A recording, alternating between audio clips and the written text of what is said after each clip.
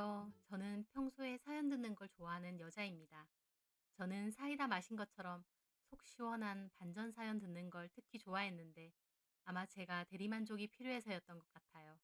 왜냐하면 저의 결혼 생활이 고구마 먹다가 가슴이 막히는 것처럼 답답 그 자체였기 때문이죠. 저는 농사를 지으시는 부모님 밑에서 자라 고등학교까지 시골에서 자랐어요. 그러다 인근 도시에 있는 대학교로 진학하게 되면서 처음으로 집이 아닌 곳에서 생활을 시작했죠. 저는 성격이 원래도 좀 순진하고 어리숙한 면이 있었어요. 화도 잘 못 내고 욕심이나 고집도 없는 편이었죠. 그래서 연애도 그렇게 했던 것 같아요. 아무것도 모르는 어리숙한 신입생이었는데 군대 나오고 졸업도 아직 못한 4살 위의 복학생 오빠가 저 좋다고 쫓아다니면서 저랑 사귄다고 학교에 소문까지 내버린 거예요. 저는 그 오빠가 그렇게 좋진 않았는데 분위기에 휩쓸려 사귀게 되었습니다. 사귀는 동안에도 워낙 자기 주장도 강하고 집착도 심해서 몇 번 헤어지고 싶었는데 그럴 때마다 못 헤어진다고 난리를 쳐서 마지못해 사귀다가 제가 대학교 2학년 때쯤 임신을 해버린 거예요. 그 오빠는 자기가 책임진다면서 저보고 학교 그만두고 결혼하자고 하더라고요. 부모님은 결혼을 반대하셨지만 이미 임신까지 했고 학교에 소문도 나버려서 어쩔 수 없다 생각한 저는 학교를 그만두고 덜컥 결혼을 해버렸습니다. 지금 생각해보면 그러지 않아도 됐는데 저도 참 어리숙했던 거죠. 그런 식으로 떠밀리듯 결혼을 하니 행복할 리가 없었습니다. 애초에 남편 자체도 괜찮은 남자도 아니었고요.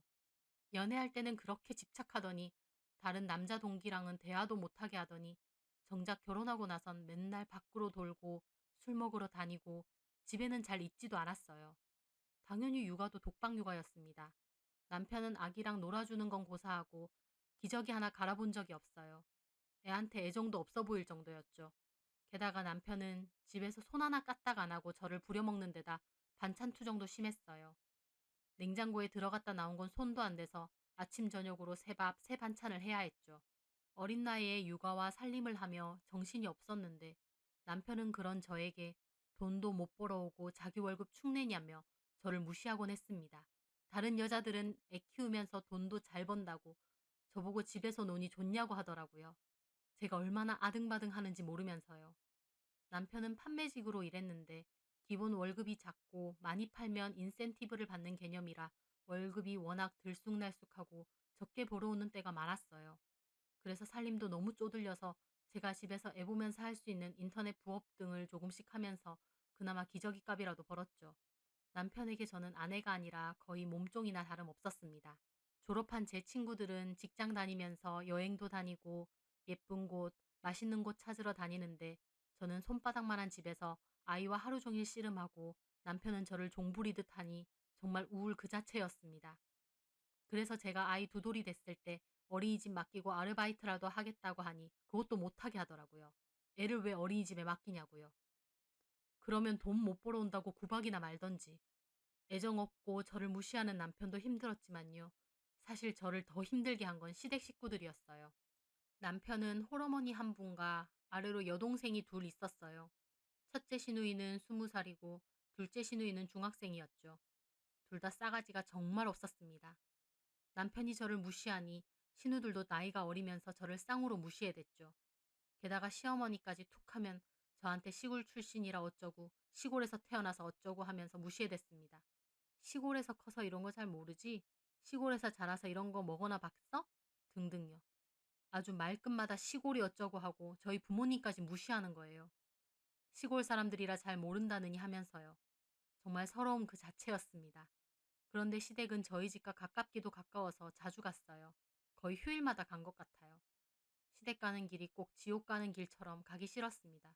가면 저 혼자 개고생이었거든요. 별의별 일이 다 있었지만 생각나는 거 하나는요. 아기가 100일이 겨우 지났을 때였어요. 저는 시댁 주방에서 식사 준비를 하느라 정신이 없는데 거실에 있던 아기가 자지러지게 우는 거예요. 놀라서 가보니 뒤집기를 하다가 거실에 펼쳐놓은 상에 부딪힌 거였어요.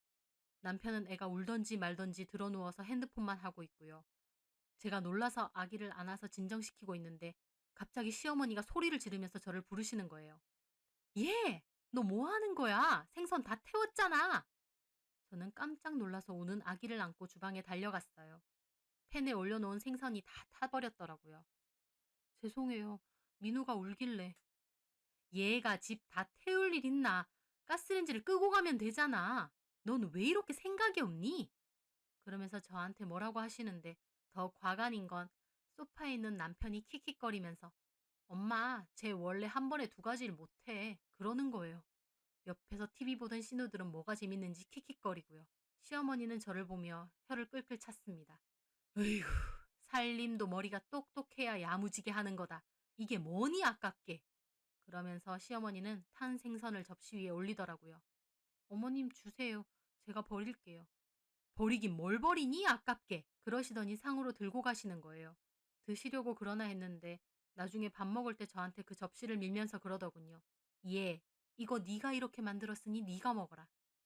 저는 제가 실수로 태우긴 했지만 타버린 생선을 저더러 먹으라고 하니 그 순간 온갖 생각이 다 들더군요. 그런데 더 얄미운 건 첫째 신우였어요. 언니, 원래 생선은 탄 게 맛있어요. 바삭바삭하니. 하면서 킥킥거리는 거예요. 저는 그렇게 맛있으면 네가 먹으라고 던져주고 싶은 마음이었습니다. 하지만 제 편 하나 없는 거기서 그런 짓을 저지를 순 없었죠. 저는 속으로 눈물을 삼키며 그 생선을 먹었습니다. 그리고 한 번은 그런 일도 있었어요. 그날도 시댁에 갔는데 신우가 저희 남편한테 말하더라고요. 오빠, 나 승무원 학원 다닐 거거든? 오빠가 돈 좀 줄 수 있어? 엄만 돈 없대. 그러니까 저희 남편이 얼마냐고 하는 거예요. 거의 200만 원에 가까운 돈이더군요. 당연히 남편이 안 된다고 할 줄 알았는데 덜컥 알겠다는 거예요. 저는 깜짝 놀랐어요. 저희 집이 여유로운 것도 아니고 빠듯한 살림에 아기 물건도 거의 중고로 구해다가 쓰는데 그렇게 큰 돈이라니요. 신우가 방으로 들어가고 제가 남편에게 말했습니다. 오빠, 우리가 200만 원 여윳돈이 어딨어? 아, 그러면 명색이 오빠가 돼서 동생 부탁 거절하냐? 우리 이번 달 생활비도 모자라. 아, 카드 땡겼으면 되잖아. 아, 되게 앵앵거리네. 내 월급에서 준다는데 왜 그래 짜증나게. 남편이 눈치 없이 큰 소리를 내자 신우가 팔짱을 끼며 방에서 나오더니 저한테 따지더라고요. 언니, 지금 내 학원비 준다고 오빠한테 뭐라고 하는 거예요? 아가씨, 우리가 여유가 있으면 해주겠는데 우리도 여유가 없어요. 그래서요? 오빠가 해준다는데 언니가 뭔데요? 오빠 월급이 오빠 것만이 아니잖아요. 우리 생활비인데. 그랬더니 신우가 노골적으로 비웃으며 그러는 겁니다. 그럼 언니도 집에서 놀지 말고 일하면 되잖아요. 저는 기가 막혀서 따져 말했죠. 내가 놀아요? 집에서 애 보고 살림하고. 누가 그러라고 했어요? 자기가 좋아서 애 가져놓고 왜 불쌍한 척이야? 저는 기가 막혔습니다. 갑자기 얘기가 왜 그리로 튀는지 어이없더군요. 그런데 신우는 자기가 하고 싶은 말 다 하더군요. 나는 그 학원 다녀야 돼요. 학교 졸업하고 항공사 취업할 거거든요. 막말로 대충 결혼이나 해서 누구처럼 집에서 퍼질러 있고 싶지 않거든요. 대놓고 저한테 그러더군요. 저야말로 발목 잡혀서 이렇게 살고 싶나요? 저는 너무 서글프고 속상하더라고요. 그런데 남편은 거기다 대고 신우한테 뭐라고 하기는커녕 오히려 저한테 난리인 거예요. 아, 내가 해준다는데 왜 난리야? 그냥 가만히 있어. 네 돈이야? 남편의 말에 신우는 비웃고 있고요. 그날 저녁 집으로 돌아온 저는 남편과 아이가 잠들고 화장실로 가 얼마나 울었는지 모릅니다. 내가 왜 이렇게 사나 싶기도 하고요. 그럴 때마다 엄마에게 전화를 하고 싶었지만 힘들 땐 절대 전화를 하지 않았어요. 엄마 걱정 끼쳐드리고 싶지 않았거든요. 친정은 제가 사는 곳에서 2시간 정도 거리인데 결혼하고부턴 자주 가지도 못했어요. 애 보느라 집을 비우기도 힘든 데다 남편도 자기 집은 뻔질나게 가도 저희 집에는 거의 안 갔어요. 명절 때도 시댁에서 명절 내내 지내느라 다른 날 잠깐 짬내서 갔다 오는 게 전부였죠. 부모님께도 정말 죄송했어요. 이러려고 저 공부시켜서 대학까지 보낸 게 아닐 텐데. 제가 전화해서 자주 못 가서 죄송하다고 하면 저희 엄마는 저만 잘 살면 된다고 늘 그러셨죠. 그래서 더욱 힘든 거 부모님께 말씀 못 드렸어요. 못나게 사는 거 보이고 싶지 않더라고요. 우울하고 낙도 없고 시댁 식구와 남편의 무시와 구박으로 점점 지쳐갈 때였어요.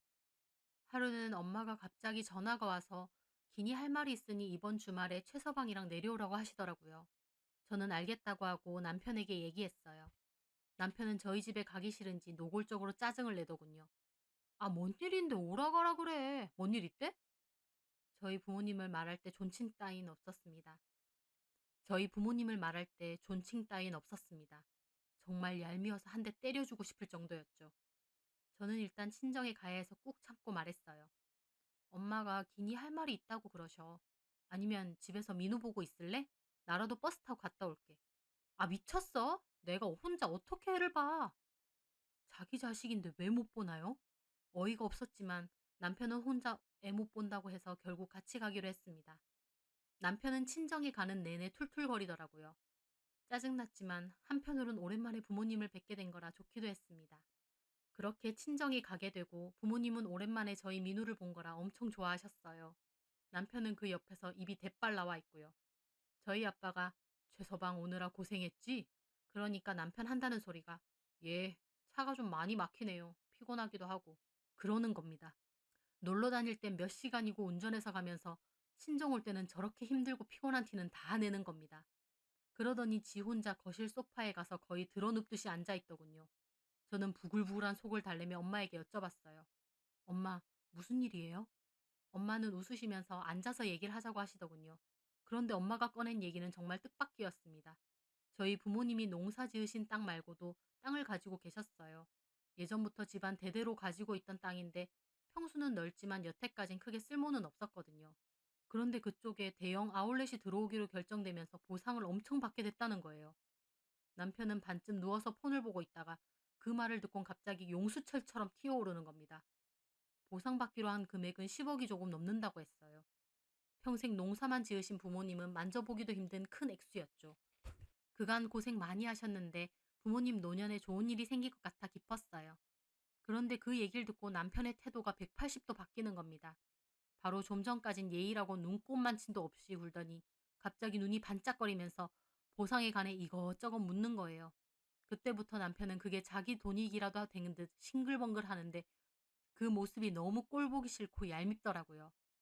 부모님은 보상받고 나면 저보고 5억 정도 떼주시겠다고 그걸로 집장만 하라고 하시는 거예요. 제가 사는 지역에선 그 정도면 충분히 괜찮은 아파트 구할 수 있거든요. 남편은 신나 죽으려고 하는데 저는 기쁘면서도 또 한편으론 전혀 기쁘지 않았어요. 남편의 태도가 너무 눈에 띄게 달라졌거든요. 바로 장모님, 장인어른 하면서 완전 굽신거리는 거예요. 뭐 드시고 싶은 건 없냐느니, 우리가 자주 못 와서 죄송하다느니, 왜 사람 오라가라 하냐며 짜증낼 땐 언제고, 돈 준다고 하니 달라지는 그 태도가 너무 징그럽더라고요. 그리고 저한테 하는 태도도 달라졌어요. 민우를 자기가 보겠다고 하질 않나, 저보고 계속 쉬라고 하질 않나, 다음 주 주말은 자기가 애기 보고 다 할 테니 저보고 친구나 만나고 오래요. 기가 막혔죠. 애기 낳고 두 돌이 지났을 때까지 저는 자유시간 한 번 없었거든요. 남편은 어린이집 보내는 것도 반대해서 제가 하루 종일 2년 동안 아이와 시간을 보냈고 단 하루도 혼자서 좀 쉬는 시간도 가져본 적이 없습니다. 그러면서도 저를 자기 월급이나 축내는 식충이 취급했죠. 그런데 부모님이 보상 이야기를 꺼내자마자 저보고 그동안 고생했다느니 앞으로는 자유시간을 가지라느니 갑자기 애처가 흉내를 내는 거예요. 저는 그런 모습이 화도 나지만 한편으론 서글프기도 했습니다. 애초에 잘하려면 잘할 수도 있는 사람이면서 여태까진 그럴 필요가 없다고 생각해서 나한테 그랬구나.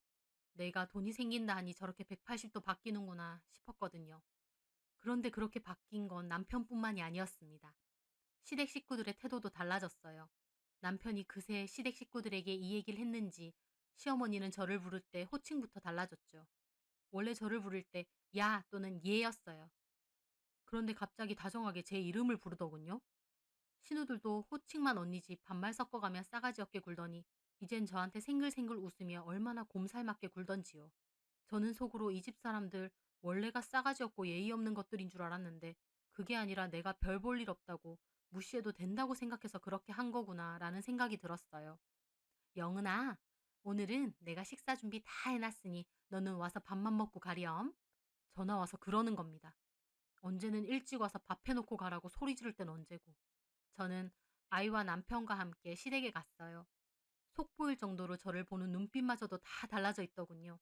신우도 저한테 그러는 거예요. 언니 피곤하죠? 좀 쉬세요. 민훈 저희가 놀아줄게요. 여태까진 조카하고 한번 놀아준 적도 없고 오히려 저희 아이가 울거나 떼를 쓰면 시끄럽다고 눈치 줬던 신우들이었습니다. 그런데 갑자기 저희 민우랑 놀아주고 책 읽어준다고 난리 부르스를 치더라고요. 그날 시어머니가 해주는 밥 먹고 아이도 남편과 신우들이 다 놀아줘서 저는 소파에 가만 앉아 있다가 집으로 돌아왔습니다. 기분이 참 묘했어요. 이런 대접이 처음이기도 하고 예전에도 나한테 이렇게 하는 거 반에 반만 해줬더라도 얼마나 좋았을까 싶더라고요. 솔직히 너무 속 보인다는 걸 알면서도 그런 대접이 처음이라 싫지만은 않았어요. 앞으로도 이렇게 나한테 잘해주기만 한다면 저도 지난 일을 잊고 잘 지내보고 싶기도 했고요. 하지만 사람 본성 어디 가나요? 저는 우연히 시댁 식구들과 남편이 하는 대화를 들었고 그 시커먼 속내마저도 다 알게 되었습니다. 남편이 휴일날 저보고 혼자 시간 보내고 천천히 오라고 등 떠밀길래 혼자서 바람이나 쐴까 하려고 나갔다가 지갑을 놓고 와서 다시 올라갔어요. 그런데 남편은 밥을 먹는 중인지 스피커폰으로 아주 크게 시댁 식구들과 통화 중이더군요. 제가 들어온지도 모르는 것 같았어요. 아, 그럼 어떡해. 잘해줘야지. 엄마, 돈이 5억이유. 내가 평생 일해도 그 돈 못 모아. 근데 갑자기 넝쿨째 그 돈이 들어오게 생겼는데 잘해줘야지 별 수 있어? 군뱅이도 구르는 재주가 있다더니 그 시골 양반들 집불도 없어 배더만 그런 땅이 다 있었다니? 그러게 말이야. 그날도 오라가라 해서 진짜 짜증났거든. 아 진짜 시골 노인네들이 어디서 오라가라야 하면서 집에 가서 영은이 쥐잡듯이 잡으려 그랬는데 이게 웬 떡이야? 5억이라니. 아 근데 좀 아쉬워. 돈 너무 적게 줘서? 어. 그 노인네들 욕심은 많아서 10억 받는데 하나밖에 없는 딸 5억이 뭐냐? 하여간 없는 것들이 욕심은 더해. 다 늙은 데다 시골 살면서 뭔 돈이 그렇게 필요하다고.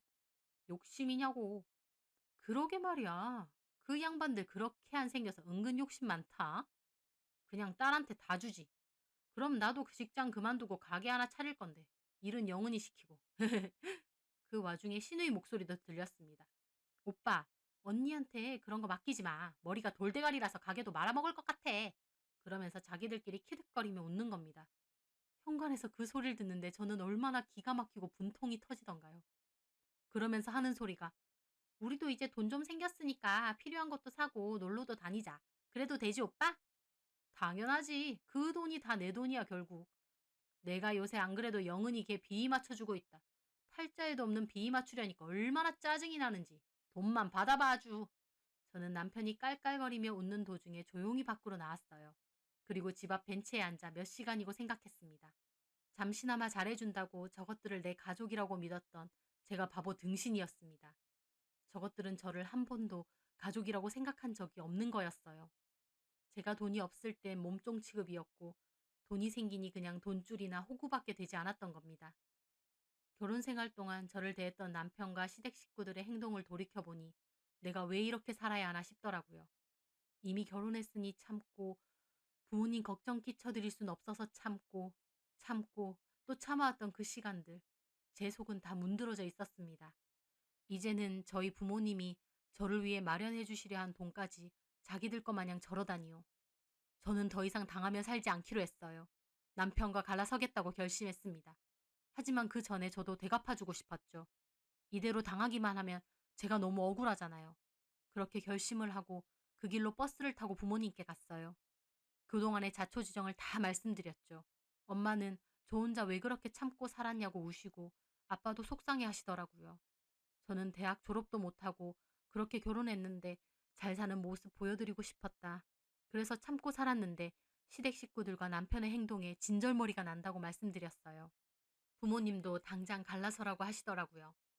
그리고 제 앞으로 해준다고 한 돈, 갈라서고 나면 줄 테니 그걸로 새로 하고 싶은 게 있으면 시작해보라고. 아이는 엄마가 봐줄 수 있다고요. 부모님도 나이가 많이 드시고 몸이 편찮으셔서 보상받으시면 농사일은 이제 접으시고 소일거리를 찾으시려고 생각 중이셨거든요. 그렇게 친정 부모님께도 말씀드리고 저는 다시 집으로 돌아왔습니다. 그리고 사이에 변호사 상담도 한번 받고 왔어요. 제 마음속에선 이미 이혼을 결심하고 준비하고 있었던 거죠. 그렇게 얼마 지나지 않아 남편이 슬슬 돈 얘기를 하더군요. 있잖아. 민정이 어학연수 가고 싶다는데 우리가 돈을 좀 보태줘도 될까? 민정이는 첫째 신우였습니다. 저번에는 승무원 학원 간다더니 이번에는 어학연수를 가겠답니다. 저는 어이가 없었지만 모른 척 물어봤죠. 우리가 돈이 어딨어서. 에이, 조만간 보상금 들어온다고 했잖아. 우리가 이제 여유가 없는 것도 아닌데 동생한테 그 정도도 못 해줘? 집 사고 하면 그 돈도 그렇게 많은 돈 아니잖아. 집을 뭐 얼마나 큰 걸 사려고. 적당한 곳으로 옮기고 남은 돈으로는 우리도 필요한 것도 좀 하고 그러자. 저는 그 말에 어이가 없었지만 알겠다고 했습니다. 그러고 싶으면 그러던지. 그럼 어학연수비 우리가 좀 해줄까? 얼마나 드는데?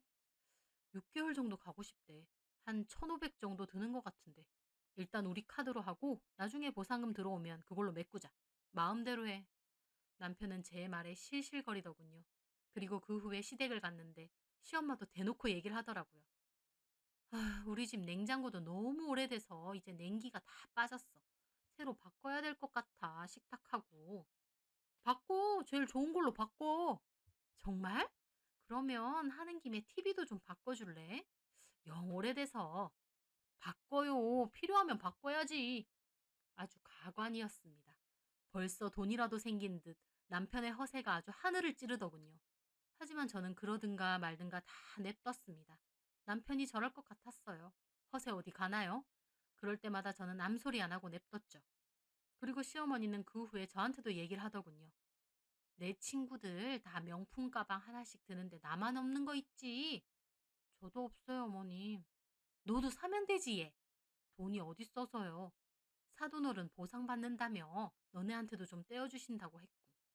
집 사고 하면 그렇게 남는 것도 없는데요, 뭐. 예, 너 아무리 그래도 꽁으로 그 돈이 굴러왔는데 좀 써도 돼. 너도 필요한 거 있으면 좀 사고 그래. 꽁으로 그 돈이 굴러오다니. 아예 대놓고 저를 돈줄 취급이더군요. 하지만 저는 시어머니 장단 맞춰드렸어요. 아가씨는 명품 가방 있어요? 그 말에 시어머니의 얼굴엔 화색이 돌더군요. 없어 걔도. 그럼 이참에 걔 것도 살까? 마음대로 하세요. 아, 그래 잘됐다. 저는 결혼한 이후로 그렇게 밝은 시어머니 얼굴을 처음 봤습니다. 저만 보면 그렇게 미간을 찌푸리고 짜증을 내더니 이렇게 웃으실 수 있구나 싶더라고요. 저는 덧붙여 말했죠. 근데 저희 카드 아가씨 어학연수비 때문에 한도 다 됐거든요. 아, 알겠어. 가족끼리 네 돈 내 돈이 어딨어. 내가 하고 나중에 너네한테 보상받으면 그때 주면 되겠네. 저는 대답 없이 싱구도 섰습니다. 그렇게 같이 백화점을 갔어요. 시어머니와 신우는 아주 신났더라고요. 한 사람당 400만 원 넘는 가방을 턱턱 싸고 막내 신우까지도 학교 가방 하나 새로 샀어요. 막내 신우 것도 명품 라인에서 산 거라 100만 원이 넘었습니다. 게다가 신나셨는지 저한테도 하나 사주신다더군요. 그래서 저도 싫다 안 하고 하나 골랐어요. 제 인생 첫 명품 가방이었죠. 어머님 잘 쓸게요. 너무 예쁘네요. 어휴 무슨 소리야. 내가 고맙지. 언니 저도 고마워요. 저는 그 말에 대답 없이 그냥 빙구도 샀습니다. 신우 어학연수비 1,500에 시댁 가전제품 교체 비용 500만 원. 게다가 명품 가방까지 4개나 사서 1,500. 게다가 남편도 신나서 친구들이랑 술도 마시러 다니더군요. 그렇게 3천만 원 가까운 돈을 순식간에 쓴 거였죠. 저는 이 정도면 됐다 싶었습니다. 터트릴 날이 온 거죠. 아이는 미리 친정 어머니에게 맡기고 그날 저녁 저는 시댁 식구들에게 밖에서 외식하자고 했어요. 남편한테 퇴근하고 바로 오라고 했고요. 시댁 식구들은 좋다고 외식 장소에 다 모였습니다. 시댁 식구들은 여름엔 같이 여행을 가자느니 어쩌느니 꽃 타령을 하더라고요. 저는 아무 소리 안 했습니다. 그리고 식사가 다 끝났을 때였어요. 저는 가방에서 종이 한 장을 꺼내 남편에게 건넸죠. 남편은 이게 뭐냐고 하더군요. 이혼 서류. 제 말에 찬물이라도 끼얹은 듯 남편과 시댁 식구들 모두 눈이 동그래지고 조용해졌습니다. 뭐? 당신 이름 적어서 내기만 하면 돼. 합의 이혼 못하겠다 어쩐다 하면 소송 가는 거고. 변호사는 여기서 내가 제일 잘 나가는 로펌에다가 미리 다 알아놨어. 제 말에 남편과 시댁 식구 모두 벙찐 얼굴이었어요. 지금 무슨 소리 하는 거야? 이혼이라니. 그러면 내가 언제까지고 참고 살 줄 알았어? 당신이 뭘 참았다는 거야? 오빠랑 너네 식구들이 나 몸종 취급한 거 어디다 얘기해줘? 오빠는 집안에서 손 하나 까딱 없이 육아 살림 다 나한테 떠맡기면서 나보고 돈 못 벌어 온다고 집에서 놀고 먹는다고 개무시했지? 그리고 당신네 식구들은 나를 무슨 일하는 식모 취급이나 하고 내가 참으니까 나를 아주 호구로 알았지? 예, 우리가 언제 어머님 집 갈 때마다 밀린 집안일에 식사 준비도 혼자 다 했어요. 그러면서 누구 하나 우리 민우 봐주기라도 했어요? 그러면서 꼭 밥하고 국은 어머님이 뜨면서 저는 다 식어 빠진 밥하고 건더기 하나 없는 국 줬죠. 저한테 식은 밥 아까우니 어쩔 수 없다고 하면서요. 나 참 먹는 걸로 더럽고 치사해서. 그뿐이에요? 아가씨들. 아니 아가씨들은 개뿔. 너네 신우 둘. 은근 반말 섞어가면서 나한테 이거 해달라 저거 해달라 심부름 시켜댔지? 저는 제가 그 상황에선 말도 잘 못하고 어버버 할까봐 걱정했는데 막상 그런 상황이 되니 참았던 말들이 다 터져 나왔습니다. 제 말에 신우도 막 따지더군요. 우리가 언제요? 우리가 언제? 기억도 못하니? 오늘은 김치 부침개 먹고 싶으니 내놔라. 김밥 싸달라. 피클 만들어 놔라 등등. 그래놓고 해주면 고맙단 말 한마디 없이. 짜네, 싱겁네, 냄새나네. 안 그랬어? 어쩜 이렇게 너네 가족들 다 하나같이 그 모양이니? 노예들였어? 지렁이도 밟으면 꿈틀해. 내가 그동안 참고 살다가 속이 다 썩어 문드러졌어. 알아? 제 말에 시어머니도 얼굴이 시뻘개졌지만 일단 절 달래려고 하더라고요. 그래, 네가 섭섭한 게 있었나 본데 우리가 잘못했어. 근데 원래 가족끼린 섭섭한 것도 있고 그런 거야. 너 이런 걸로 이렇게 하는 건 아니지. 제가 가족이긴 했어요? 아니던데요? 가족을 그렇게 무시하고 꼽주고 부려먹고 그게 가족 맞아요? 그리고 남편하고 어머님하고 통화하는 거 다 들었어요. 우리 부모님이 저한테 보상받는 돈 주신다는데 왜 당신네들이 더 신나서 내 돈 뺏을 생각만 해? 뭐? 비위를 맞추고 있어? 돈만 받아오면 두고 보자고? 그 말에 남편은 놀랐는지 아무 소리 못 하더군요. 저는 마지막 말을 남겼습니다. 저 이혼할 거예요. 이제 이렇게 참고 살 이유 없어요. 이번에 남편이 따지더군요. 당신 지금 처가댁 보상받는다고 이러는 거야? 저는 남편을 보며 말했습니다. 어, 이제 돈도 생겼고 더 이상 참을 이유 없어. 민우 키우면서 내가 알아서 잘 살 거야. 당신 뭐 하나 괜찮은 구석이 있어야 참고 살지. 제 말에 시어머니가 갑자기 생각난 듯 소리를 지르더군요. 너 그러면 돈도 일부러 쓰게 한 거니? 이렇게 이혼하자고 할 거면서? 그 말에 식구들 모두 입이 떡 벌어지더군요. 그제야 생각난 거겠죠. 여태까지 물 쓰듯 쓰고 다닌 돈들. 저는 코웃음 치며 말했습니다. 아니요. 단 한 번이라도 일부러 제가 쓰라고 하고 돈 드린다고 한 적 있어요? 아니면 제가 돈 쓰라고 등 떠민 적이라도 있어요? 본인들이 다 알아서 쓴 거 아니었어요? 야! 그건 네가 보상받으니까. 제가 보상금 받는 거랑 뭔 상관인데요? 아가씨 어학연수비며 어머님 댁 가전제품, 명품 가방까지 다 필요해서 돈 쓴 거 아니었어요? 그리고 본인들 앞으로 쓴 건데 아까울 것도 없잖아요. 남편은 제 말에 막 난리를 치더니 제 팔을 잡고 으름장을 놓더군요. 누구 맘대로 이혼이야? 내가 이혼해 줄 것 같아? 저는 힘껏 뿌리쳤습니다. 경찰에 신고할까? 내 몸에 손 하나 대봐. 나 여기 사장님한테 미리 다 말씀드려놨어. 내가 혹시 소리 지르거나 하면 바로 경찰에 신고하라고. 나 절대 합의 안 해줄 건데. 빨간 줄 한번 그려볼래? 그리고 누구 맘대로 이혼이긴 내 맘대로지. 애초에 너랑 결혼하는 게 아니었는데 내가 내 발등 찍었어. 이제라도 정신 차린 거야. 저는 그렇게 말하며 가방을 들었습니다. 시어머니가 준 가방이었어요. 어머님, 이건 잘 쓸게요. 이 징글징글한 결혼 생활 끝내면서 남은 건 이거 하나밖에 없네요. 그러자 시어머니가 소리 지르더라고요. 야, 그건 놓고 가! 정말 끝까지 더럽고 치사하더라고요. 그래서 저는 안에서 제 지갑하고 파우치만 빼고 바닥에 가방 던졌습니다. 끝까지 더럽고 치사하네요. 자, 갖고 가서 팔아서 쓰세요. 그리고 저는 가게를 나와버렸습니다. 등 뒤에선 시댁 식구들 난리를 치는데 그러든가 말든가 저는 신나서 밖으로 나왔어요. 처음으로 그렇게 따지고 제 말 다 한 거라 가슴은 막 뛰고 손발은 떨렸지만 너무 통쾌하더라고요. 10년 묵은 체증이 내려간다는 게 뭔 말인지 알겠더라고요. 저는 그 길로 친정으로 갔습니다. 남편에게 문자로 당신이 아까 내 손목 잡은 것처럼 집에 있으면 난리칠 것 같아. 아이야 잠깐 나가 있겠다고 문자를 보냈어요.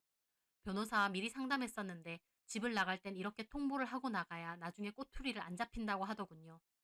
남편과 시댁 식구들은 전화기에 불이 날 정도로 전화를 해댔지만 저는 정해진 기한까지 합의 안 하면 바로 이혼 소송 들어간다고 말해놨습니다.